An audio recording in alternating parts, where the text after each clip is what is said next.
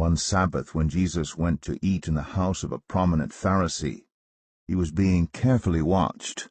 There in front of him was a man suffering from abnormal swelling of his body. Jesus asked the Pharisees and experts in the law, "Is it lawful to heal on the Sabbath or not?" But they remained silent. So taking hold of the man, he healed him and sent him on his way.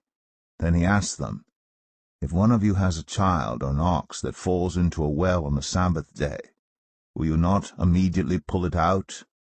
And they had nothing to say. When he noticed how the guests picked the places of honor at the table, he told them this parable.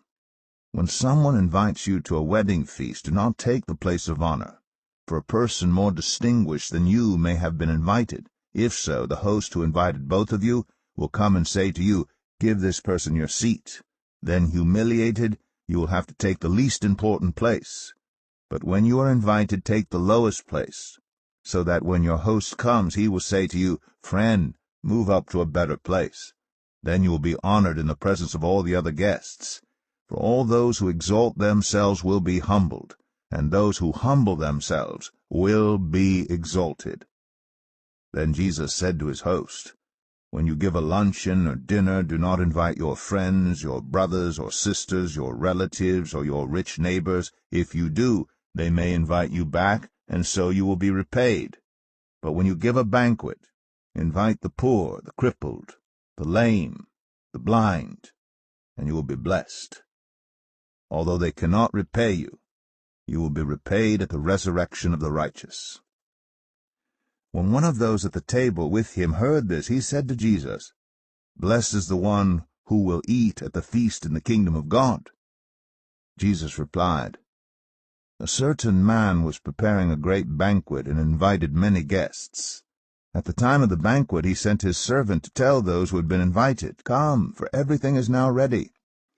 But they all alike began to make excuses. The first said, 'I have just bought a field, and I must go and see it. Please excuse me.' Another said, 'I have just bought 5 yoke of oxen, and I'm on my way to try them out. Please excuse me.' Still another said, 'I just got married, so I can't come.' The servant came back and reported this to his master.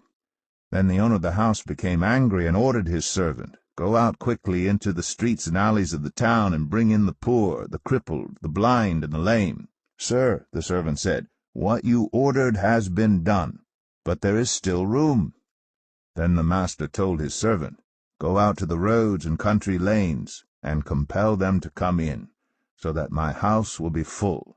I tell you, not one of those who were invited will get a taste of my banquet.'" Large crowds were traveling with Jesus, and turning to them he said, "If anyone comes to me and does not hate father and mother, wife and children, brothers and sisters, yes, even their own life, such a person cannot be my disciple. And whoever does not carry their cross and follow me cannot be my disciple.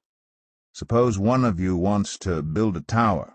Won't you first sit down and estimate the cost to see if you have enough money to complete it? For if you lay the foundation and are not able to finish it, everyone who sees it will ridicule you, saying, 'This person began to build and wasn't able to finish.' Or suppose a king is about to go to war against another king. Won't he first sit down and consider whether he is able with 10,000 men to oppose the one coming against him with 20,000? If he is not able, he will send a delegation, while the other is still a long way off, and will ask for terms of peace. In the same way, those of you who do not give up everything you have cannot be my disciples. Salt is good, but if it loses its saltiness, how can it be made salty again? It is fit neither for the soil nor for the manure pile. It is thrown out. Whoever has ears to hear, let them hear."